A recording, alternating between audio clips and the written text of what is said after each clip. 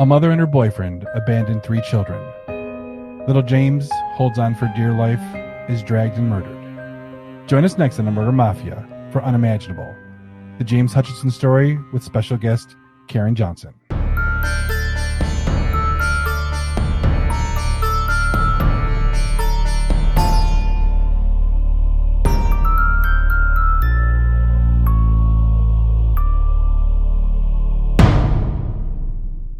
Welcome back, Murder Mafia. I am your host, the pod, Father Richard Bystron, covering, guys, you know me.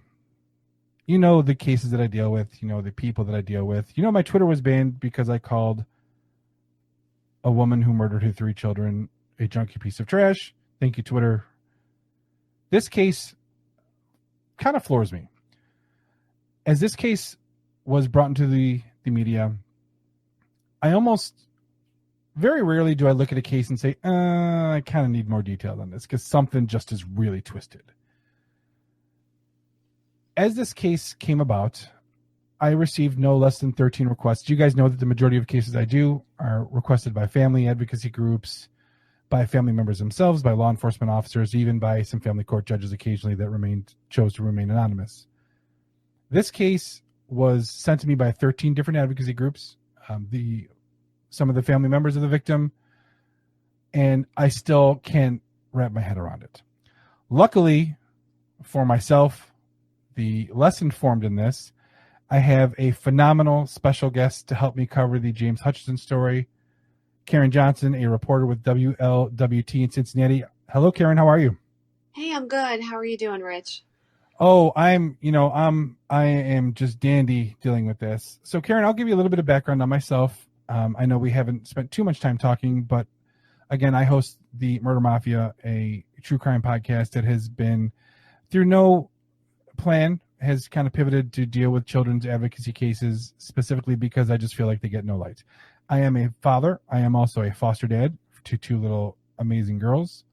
And this is why I've taken on such a, I don't want to say personal disdain for these types of cases, but I take on a personal disdain for these types of cases. So now that you know a little bit about me, tell the Mafia, tell all my listeners a little bit about Karin Johnson. Okay. Well, first, thank you for doing this and being a voice for many of these children and the families who sometimes don't get a voice. I know that's greatly appreciated by so many families. Well, thank you. I am a reporter with WLWT, the Cincinnati, the NBC affiliate here. I cover a lot of crime and court cases, and I must say this is probably one of the hardest cases I've had to cover. The outrage in the community, the demand for answers from the community, it's nonstop. And living in Cincinnati, I'm seeing it every single day. So compared to some of the other cases that I cover, this one definitely has hit a nerve with so many people. It's legitimate. And when I said this earlier, I think you kind of just echoed my sentiment. When I was first told about this case, again, just reading the initial reports, just going on the day 1 reports, which I want to say I was contacted by some of the groups on March 2nd. So I think it started pretty soon right before that.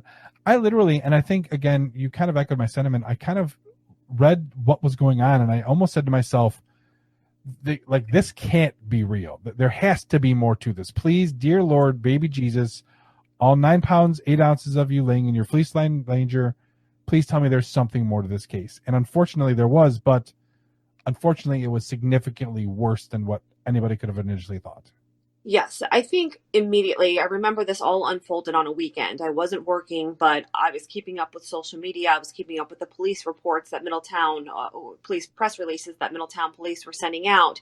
And it started as a missing persons case. Mm-hmm. Here you have Brittany Gosney and her boyfriend, James Hutchinson. They show up at the Middletown Police Department and they file a missing persons report saying her 6-year-old son is missing. So it came out. Police immediately released that photo of little James. And later on, toward the evening, we started getting messages from people in the community that there were more to this. There's something else going on. There's an investigation in the county to the north of Butler County, where Middletown is located. So pretty quickly, we realized this was much more than just a missing persons case.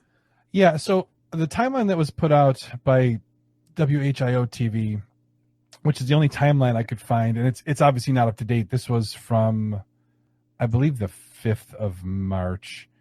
I guess this all started the night of February 27th, which is why you just said it was a weekend, you weren't working. So why don't you take us from there? It looks like about 3 o'clock Saturday, February 27th is when this whole unbelievable ordeal started. So why don't you kick us off from there? And just to clarify something, I know the timeline that you're looking at, the timeline that I had posted, it started off with the 27th because that's what the initial police report said.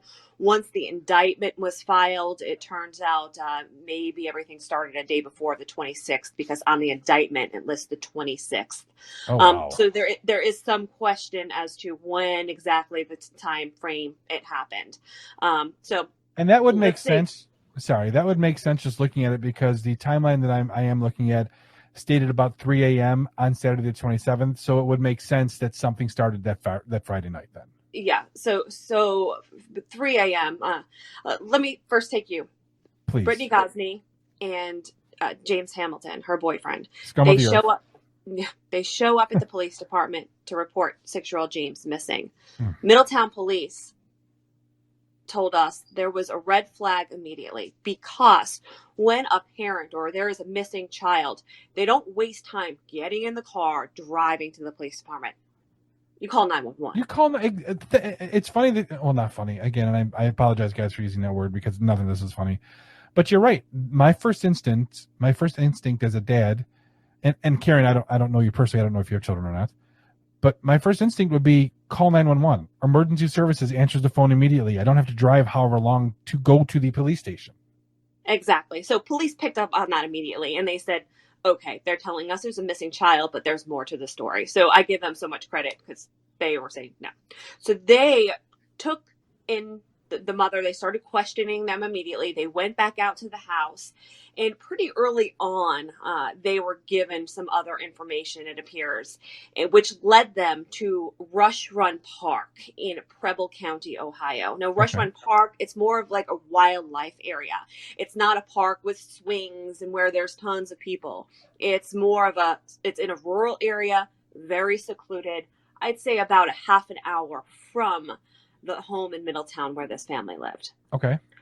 So, as it turns out, after everything unfolds, according to court documents, according to police, it was 3 o'clock in the morning, either on the 26th or 27th. That's still unclear.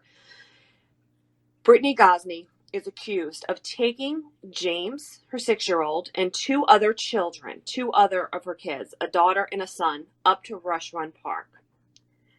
At one point, James is out of the car, and according to police, Brittany Gosney was going to leave him there. So she drove off. Court documents state he grabbed onto a handle and she sped off, possibly dragging him, possibly running him over. So now at this point, according to police, she was going to abandon all 3 of her kids. She had intentions of abandoning all of her kids at this secluded area in this park. It was a parking lot. And James held on. The other 2 kids were outside the car at the time, again, according to court documents. And then she took off. There's a little bit of question as to how long did she leave for. One of the reports that came from police where she was gone from 30 to 45 minutes. I think that was the initial court document that we got. Another document made it sound like she just left and circled back. But regardless, police are saying she did leave for a time period, an unknown amount of time, came back, picked up James's body. She said he was not breathing. He was deceased at the time. Put his body in her car along with her 2 other children who were still alive. And let me cut you off right there for a second. That was one of the things that I read that almost, again, to me, and again, guys, you guys know the cases that I cover. I've covered some unbelievable cases. Somalia Brown, a caregiver that it's just unimaginable. Literally bit the lips off of a little girl she murdered. There are some cases that I've covered that literally gives me nightmares. You guys know this. You've heard me. You've messaged me privately. You've heard me break down on some shows. When I read that she literally went back, picked up the lifeless body of her little boy, who was a beautiful, handsome little boy, and then drove her 2 other children back with their brother, who obviously these children, I don't know the ages of the other children, but I believe they're 7 and 9. Okay. Is what one of the reports said. 7 and 9, you may not know what a dead body is, but you know when something is seriously wrong with your brother. The horror those children must have felt, first of all, being abandoned. Second of all, seeing what happened to James. Third, and more importantly, the mother that just did this to you and her boyfriend coming back to load the 3 of you, including your brother, who obviously has a lifeless body, into your van and driving home is something that no amount of love, no amount of support, no amount of counseling will ever resolve for these children. And you know what also keeps, to your point, I mean, that sticks in my head. What were these children going through emotionally at that point? But also the drive up there. If what police are saying is true, that she had intentions of abandoning her 3 children, in the middle of the night, you take your 3 kids, you drive through this rural area with cornfields and on each side. What is she telling the kids? So what, like, how panicked must they have been at that moment? Not knowing what is going to happen to them. I just want to know what that conversation was in because that I'm car. sure. Well, yeah, and especially if the timeline is even remotely close to accurate, 3 a.m. Come on, guys, let's wake up. It's 3 o'clock in the morning. What? You would be completely discombobulated as a child to be assuming they were sleeping the way they should have been, which is a hell of an assumption right now. But that child has got to be thinking, and I'm sure she wasn't a pleasant, just from all indications, it's not like she was the most loving, pleasant mother to begin with. So the thought process of these children have to be, what now? Because there and again, as I can't imagine that it wouldn't surprise me if during the course of the trial, during the course of the investigation, that other significant abuse has taken place. So it's almost in those, I would think maybe in the back of these kids' minds, what now? What's next? What is going to happen now? That's a good point. I never even thought about that. If, where they were living and the conditions they were living in, this might not have been something new to them. Okay, so now we are, so they go to the police. The police already know that something is not right with the story. What next? Yep. So then everything starts unfolding. And we just talked about what happened at Rush Run Park. After Rush Run Park, and after she puts her son's lifeless body in the car with her 2 other young children, they make the half-hour trip back to their house in Middletown. Then police say she takes James' body out of the car and puts it in an upstairs bedroom for at least a day. So after she puts his lifeless body in an upstairs bedroom in the house, they wait another 24 hours, according to court documents. And then she and her boyfriend, again, 3 a.m., is what police are saying, put his body back in the car and then drive another 45 minutes to a bridge that goes over the Ohio River and dumps James' body in the river.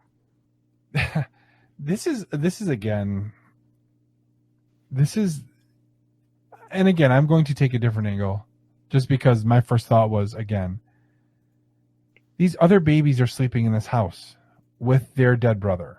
They can't not know. Obviously, they know he's there.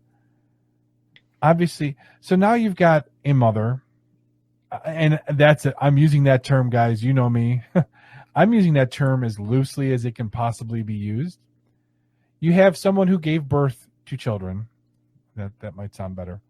You have this guy who, if you look at the thumbnail, obviously does not look like a, I don't want to be too cruel here. He doesn't look like he's too well put together to begin with. There's obviously, if you've dealt with as many addicts and things like that as I do, he's got and again, guys, look at the thumbnail. And I mean, Karin, you cover a lot of crime. Mm-hmm. He's got the sunken eyes. He's got the just a very disheveled look in the mugshot. I wouldn't be surprised if there was some serious also drugs going on in that house. Guys, that's my opinion that has not been confirmed nor denied. We'll wait till all the evidence comes out, but it wouldn't surprise me. And it wouldn't surprise me that this guy has a serious history of something along those lines either when that all comes out. And again, now correct me if I'm wrong, Karin, has any of that come out? Has his background or her background come out at all yet?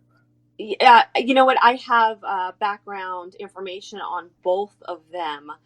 She does not have history or criminal history really at all. He does. Shocker. And that is something I would have to go back and look at the documents. There's been so many documents filed. I can cover so many cases. I'd actually have to go back. I don't want to misstate something, accusing him of something that's he didn't fine. do. But him having one just doesn't surprise anybody at all. Yes, he does have a criminal record. Okay, so now we're at the second day involved. Unfortunately, the body of little James is upstairs in the bedroom. They take him to the Ohio River approximately at 3 a.m., which would be, I guess, on the 28th. Is that right? Yes, it was Sunday, 3 a.m., so February 28th. After the two children went to sleep, police said that Ghazni and Hamilton drove to Interstate 275, which is a bridge that kind of separates Ohio and Indiana, and threw James's body over the river. Okay. And his body has not yet been found. And that is also another aspect of this that's just, unfortunately, the statistics on you can't say he's drowned, but the statistics on finding a body in that mode are very, very slim, which, again, just I'm taking her out of it because she's not family. She's not his family. But the rest of the family, I cannot imagine the despair, the unadulterated pain of not being able to lay your child to rest when, anybody losing a child is one thing. Losing a child to something like this is a whole different ballgame, guys. This isn't a child that just passed naturally. This is a child that was obviously probably abused and died of unnatural causes, and their family they're just stuck. They're in limbo. So now take us after the body was dumped. What happens next? After the body was dumped, that's when several hours later, about 11 o'clock that morning, so 3 o'clock in the morning, Sunday, February 28th, police say the body was dumped in the river. Then around 11 o'clock is when Ghazni and Hamilton show up at the police department to file a missing persons report. And then around 2:30 is when they make contact with Preble County in reference to a possible homicide in their county. So it was just a few hours when they figured out the connection between this couple and something that happened at the wildlife area in Preble County. Gotcha. So I'm assuming then that the police then contacted, or I shouldn't say contacted, were they already in custody at this time being questioned for the other situation? They were being questioned, and it was around 3:19 actually that afternoon is when James Hamilton was booked into the Middletown City Jail. He was charged with tampering with evidence and abuse of a corpse. So they booked him and charged him first. I can only speculate, but maybe they were questioning him, and then that led later on around a little after 9 o'clock that night is when Brittany Ghazni was booked into the Middletown jail and charged with murder, abuse of a corpse, and tampering with evidence. Gotcha. And so in subsequent days or weeks, obviously now, I think we're about almost closing in on, we're 3 weeks out now since the initial police contact. There's been several hearings. There's been several updates. There's been several news stories. Take us kind of through a timeline of the court proceedings to date. So after they were booked into the Middletown City Jail, they were arraigned in the Middletown City Jail. It did not take long. I don't know the exact timeline, but it did not take long, and they were indicted. Indicted on a total of 31 counts between the two of them. And obviously, have they? I'm not too familiar with as far as the I know you've covered all the hearing dates so far. Yes. Have they added charges since then, or are they still in the same initial charges? Yeah, sorry. So after they were initially charged, with just a handful of charges each to hold them, and then they were indicted on a total of 31 counts. So charges were added to what Brittany Gosney is accused of: murder, involuntary manslaughter, tampering with evidence, 2 counts of gross abuse of a corpse, 3 counts of kidnapping, 3 counts of abduction, and 5 counts of endangering children. James Hamilton was also indicted on many more charges as well. So now the case moves from the city court, the municipal court, to common pleas court. And I know it's taken now. Any idea? I'm assuming obviously they haven't been removed. The mother's in jail. Any idea where the other 2 children are now? They're in temporary foster care at the moment. Okay. I'm kind of off topic, but not really. Do you know if all 3 children have the same father? I'm not 100% sure on that. I believe at least 2 of them do, but I can't say for sure who the fathers are of the other children. And Brittany Gosney does have another child, and this is one thing that I think angered a lot of people, confused a lot of people. She had a child when she was a teenager, and I spoke to her sister, who kind of clarified that whole situation, because a lot of people were wondering, well, if one child got taken away from the home, how come the other children get taken from the home? The system, failed. It doesn't work. How can this be? Well, according to the sister, she was a teenage mom, maybe 15 or 16, when she was pregnant with her first child. Brittany was living in foster care at the time, got pregnant.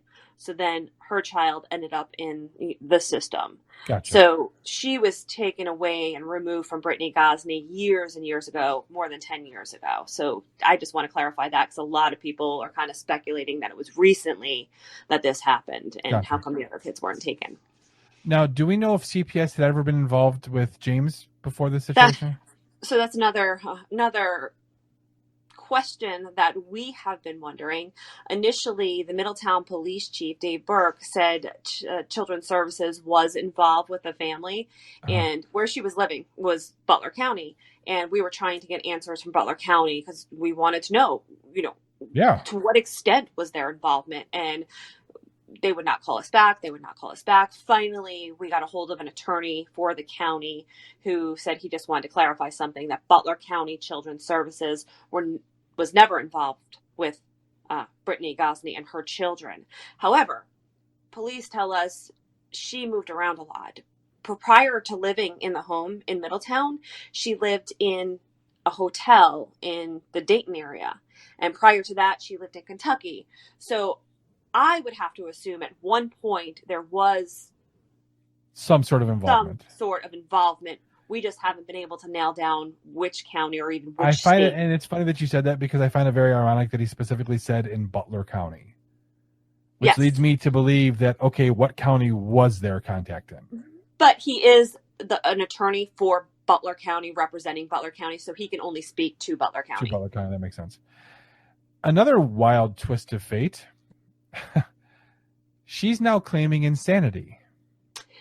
Yes. So early on, when she was charged in the municipal court, her first words, and I believe her only words she ever spoke in court, was when a judge was trying to explain her rights, and she said she didn't fully understand she had a learning disability.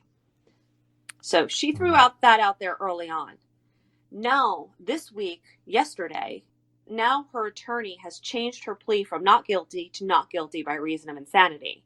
But what that means, there's a whole process associated with that. She has now been ordered to undergo a competency evaluation. So first they have to figure out if she is even competent to stand trial. But just because she may be mentally ill or she may have a learning disability, that does not mean she's insane. No. There is such a high standard. And I talked to a local defense attorney yesterday about this. He tells me Ohio has one of the highest standards when it comes to the not guilty by reason of insanity plea. It does. And here's what I want people to also understand. Even if the courts were to deem her unfit to stand trial, what generally happens is she would be put into a facility. She's not going to be walking free. What would happen is generally they would be put into a facility until she was either deemed fit to stand trial to assist in her own trial, and then she would go on trial for this. It's not like they're just going to be like, okay, you're not sane, go on, you're free, good luck. That's not the way this works. When somebody pleads not guilty by reason of mental disease or defect, generally what would happen then is if they are deemed unfit, is they will then be held until the time that they are either cured, which is generally a long time, or they are deemed fit to stand trial, and then they are prosecuted, and hopefully she never sees the light of day ever again. So I don't want people to think that even if they deem her unfit, that she's just going to be walking around. That's not what happens. That's true. And we may not have a result. We may not know the end of this for years. I mean, this case could be drawn out for years because of this now. So I know there was also the initial reports were there that he was convincing her to dump her children because he basically didn't want them to be around the two of them anymore.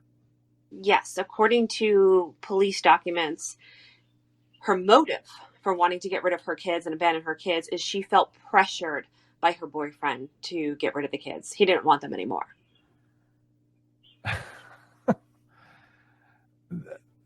Ladies, listen to me. Please listen to me.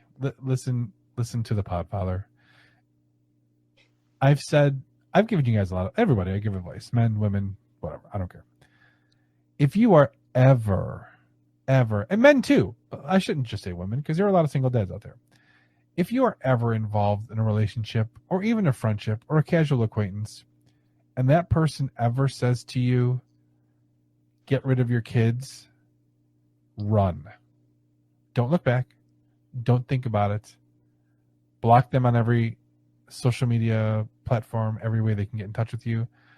Because your children, when we decide to have children, when a man and woman love each other very much, your life now is dedicated to that child. They come first. They should be put ahead of any partner. Children should be put ahead of spouses because adults can take care of themselves. Children can't. If you ever are in a relationship or even know of anybody to where they say something like that, please do yourself a favor and run. I've had people contact me. You guys know this. I've had people contact me that were in abusive relationships that we've helped get out of them, that there was child abuse involved, that we've helped to get the children out of there and to advocate for them. That is a sure sign that there is something very, very, very wrong with somebody's mind. That is a control. And how old is he? 6 years old. No, how old was her boyfriend? I'm sorry. No, it's okay. 42 years old. James Hamilton is 42 years old. And she's how old? 29. Okay. There's another red flag, in my opinion. He, again, and I don't know him from anybody, but he looks almost the part of a controlling abuser. He looks like he would want to put her under his thumb, and unfortunately she fell for it. And she literally and figuratively now should rot under a jail cell because she took the life of the person she is supposed to have taken care of. I can't imagine, Karin, and I don't know, obviously this will probably never come out because I'm assuming the children will ever testify. I'm sure that they would try to avoid that at all costs.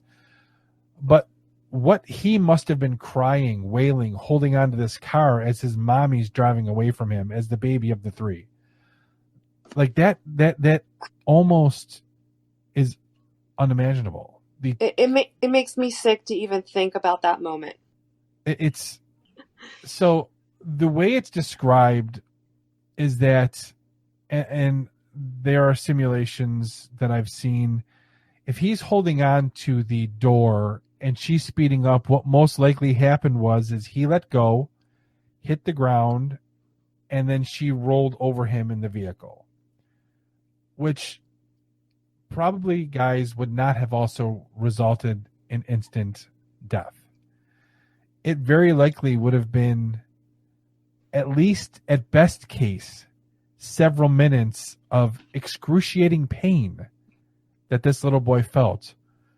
The person that was supposed to take care of him when he's in pain was the person that ran him over. Now, Karin, do we also have confirmation? Was she driving? She was the only adult there, according to police. Oh, so he wasn't even with them when she dropped them off. No, police say she went there alone.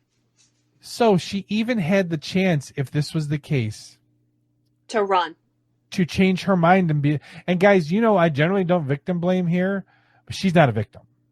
She's not a victim. The victim here are the children. Those are the victims. So she literally had the chance then to be like, you know what? This is insane. I can't leave my kids here. But she chose not to. She chose to drop them off by herself. And I'm almost willing to bet that before this is all said and done, he will testify against her and get a better deal, or get a deal. I was wondering if that's why they arrested him first and maybe got a head start on questioning him first. Because it almost seems like they have too many details to not have gotten something from one of the two of them. What's interesting, though? Police were telling us early on that they were questioning both of them and their stories weren't matching up. Their stories were contradicting each other. So that was an interesting point. But they said the one part of this where their stories were the same was when they both described what happened in terms of how they disposed of his body. So that's why they're pretty confident that his body is in the river. Unbelievable. So they weren't even smart enough to get together and get their story straight before they went to police. Not according to police.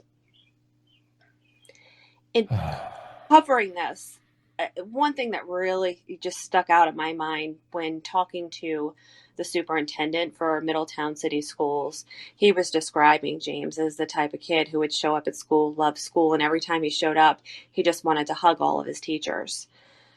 That shows me that may be the only place where he felt safe, was getting that kind of love. Yep. Oh, this again, guys. You guys know the cases I cover. They are some of the most evil, vile, brutal things. What you never come to terms with is a parent, and I don't want to say especially a mother, but I think you guys kind of get where I'm leaning. Mothers are always are perceived to be the more maternal. They're the more loving. The dads are generally the provider, the disciplinarian, the stricter guys. My kids are not raised that way. My girls are daddy's girls, all of them, but that's neither here nor there. But the mother is, when your kid falls and scrapes their knee, when they have a broken bone, they're just having a bad day. They want mom. I still want my mom. I'm old. I'm not that old, but I still, if something's bothering me or if I'm having a bad day, hey mom, got a second we can talk? This child didn't have that.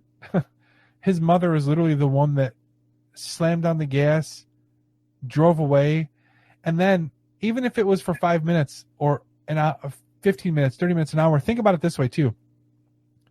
His brother and sister were left alone with his body writhing in agony, dying. That's how his siblings are going to remember him. Their last moments with him are not with him smiling and hugging him or playing with toys. They're with him run over, dying. This is what his brother and sister will have to live with for the rest of their life. All right, Karin, give me your thoughts on this. Give me your thoughts. It just, listening to you go over the facts of the case and the scenario gave me a chance just to sit back and listen to it. I'm usually the one out there reporting it, and hearing it from somebody else, I guess it just kind of hit me how disturbing it is and how heartbreaking it is. It is. And and it gets worse. I hate just this week there were even more new documents, more new evidence being released through court documents. According to the bill of particulars that were filed this week, The couple is accused of hog tying and gagging her 3 children for several hours before James's death.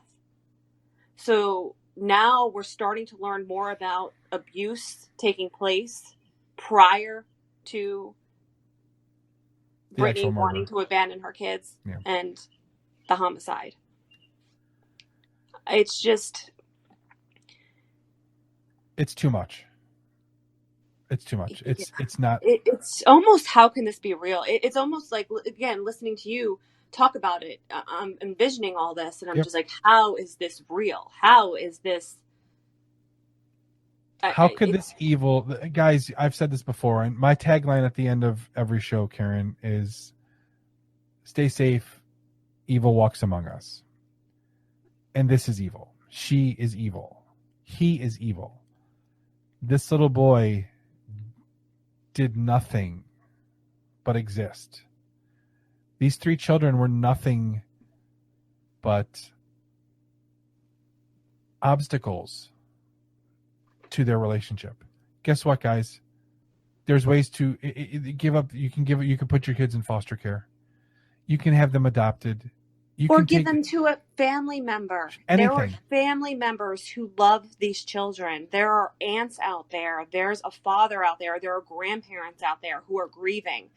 I've spoken with the family. Any one of them would have taken these children.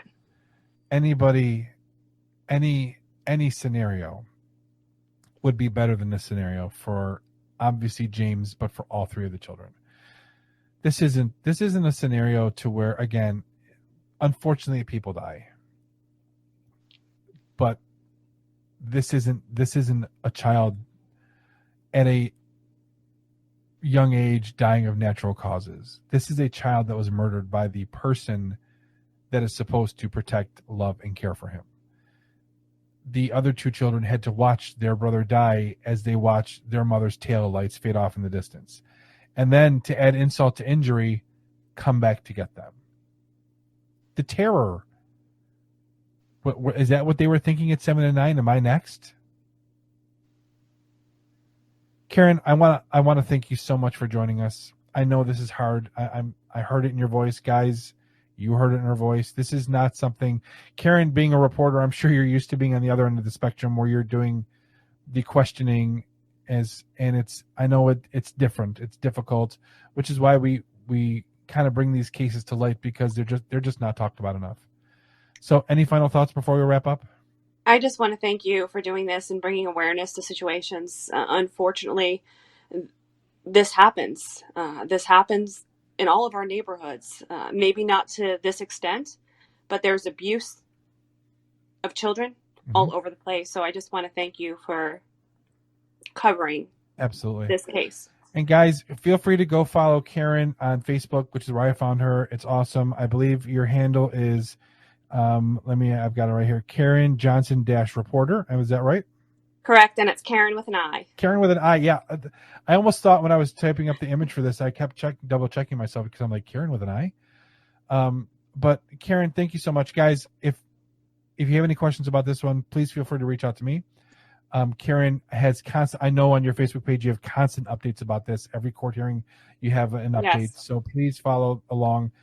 If you know of somebody in a situation like this, guys, it doesn't have to be you that's in a situation. If you know of a situation like this where children, people need help, reach out to me.